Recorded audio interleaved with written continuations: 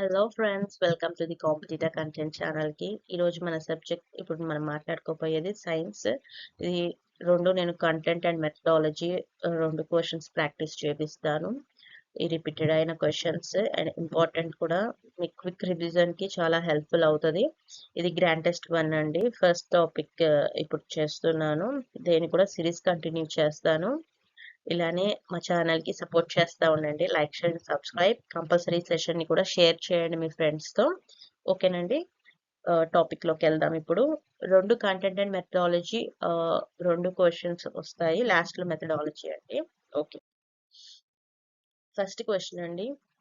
గనులలో ఉపయోగించే సేఫ్టీ ల్యాంప్ను ఏంటండి?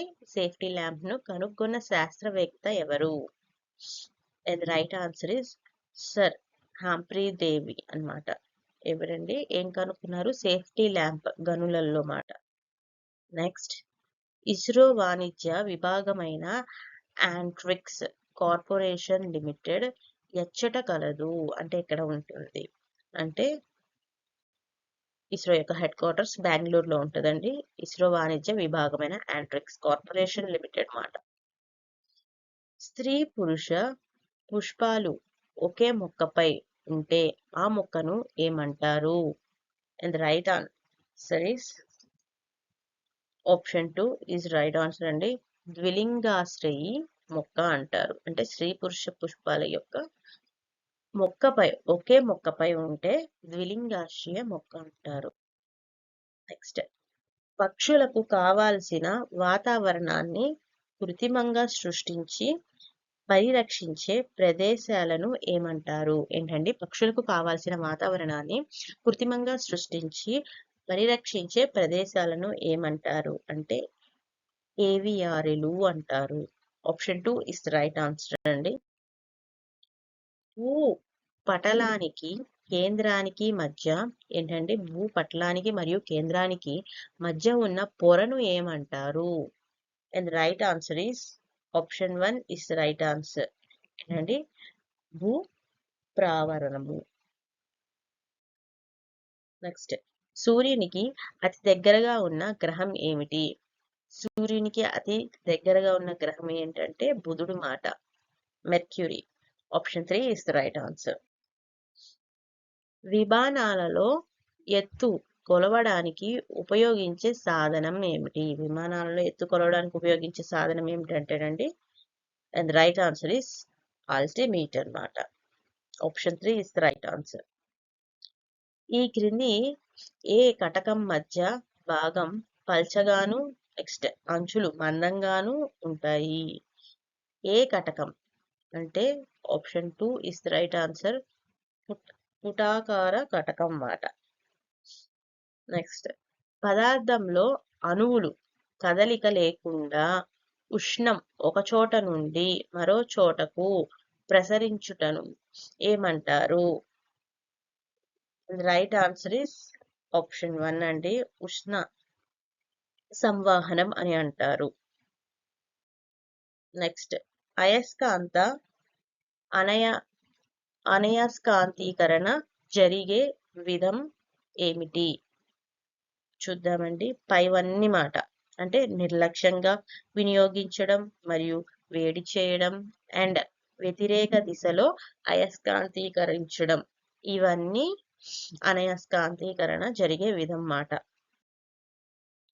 నెక్స్ట్, మూడు కుండల పద్ధతిలో పై కుండల్లోని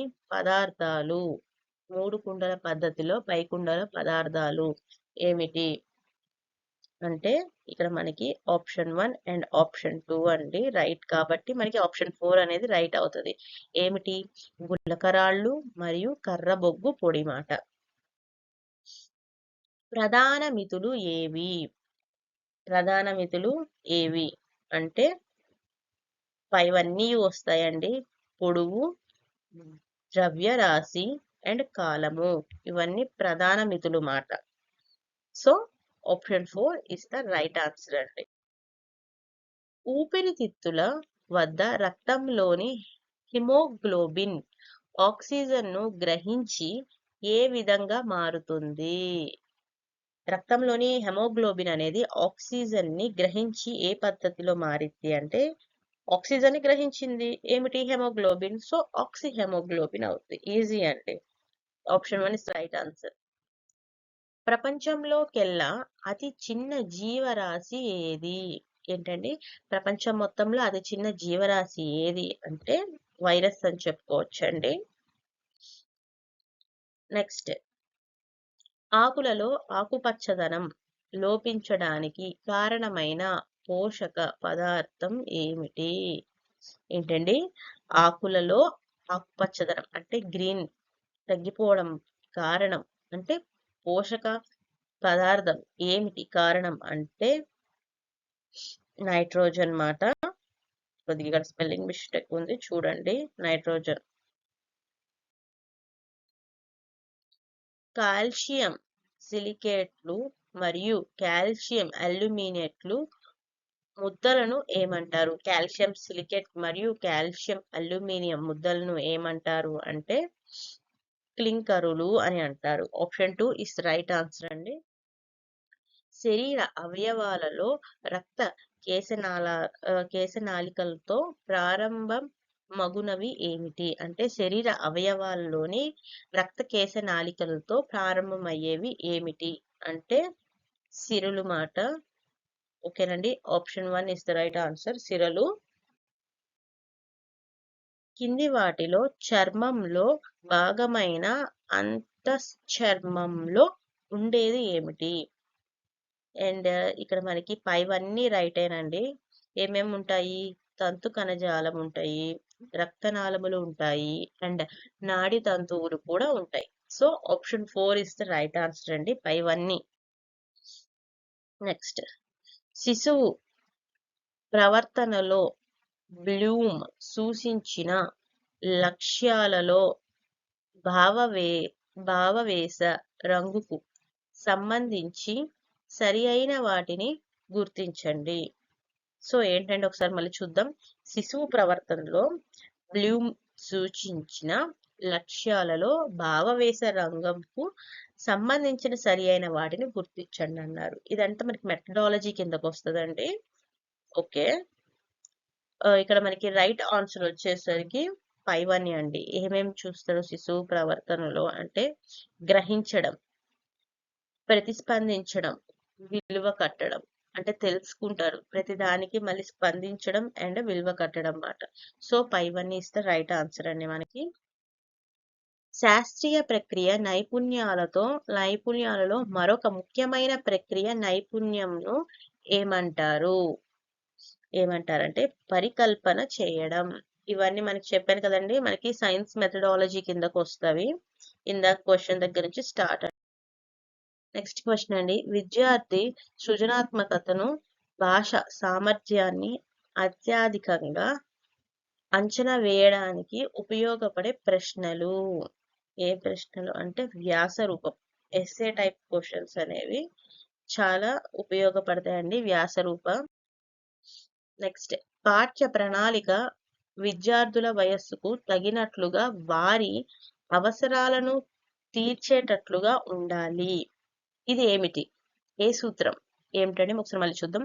పాఠ్య ప్రణాళికలు ఎలా ఉండాలంటే విద్యార్థుల వయస్సుకు తగినట్లు ఉండాలి మరియు వారి అవసరాలను తీర్చేటట్లు కూడా ఉండాలి అనేది ఇది ఏ సూత్రం అండి అంటే రైట్ ఆన్సర్ వచ్చేసి మనకి శిశు కేంద్రీకృత సూత్రం. ఏంటండి? శిశు కేంద్రీకృత సూత్రం అన్నమాట. Option 3 is the right answer. Next, primary school kit ను రూపొందించిన వారు ఎవరు? మన ప్రైమరీ స్కూల్ కిట్ ను ఎవరు రూపొందించారు అంటే ఎన్సిఆర్టీ అండి. సో ఇది నేషనల్ వైడ్ది బోర్డు కాబట్టి ఎన్సిఆర్టీ రూపొందించింది. ఏంటది? ప్రైమరీ స్కూల్ కిట్ ను అట. నెక్స్ట్ మన లాస్ట్ క్వశ్చన్ అండి, రెండు చరరాశుల మధ్య సంబంధం ఉందని ఇది తెలియచేస్తుంది. ఏం చేస్తుంది? వీటిలో రైట్ ఆన్సర్ ఏదంటే option 2 is the right answer అండి. ప్రకటనాత్మక పరికల్పన రెండు చరరాశుల మధ్య సంబంధం ఉందని తెలియచేస్తుంది అన్నమాట. ఓకేనండి, ఈ రోజుతో ఈ గ్రాండ్ టెస్ట్ 1 అనేది సైన్స్ కంప్లీట్ అయింది. Content plus methodology. మా కంటెంట్ కనుక మీకు నచ్చినట్టయితే లైక్, షేర్, సబ్స్క్రైబ్ చేయండి అండ్ మిగిలిన మీ ఫ్రెండ్స్కి కూడా షేర్ చేయండి. డిఎస్సి చేసే వాళ్ళకి చాలా హెల్ప్ఫుల్ అవుతుంది. ఎక్కువగా ఈ సెషన్ని షేర్ చేయండి. Like, share, subscribe. Thank you for supporting.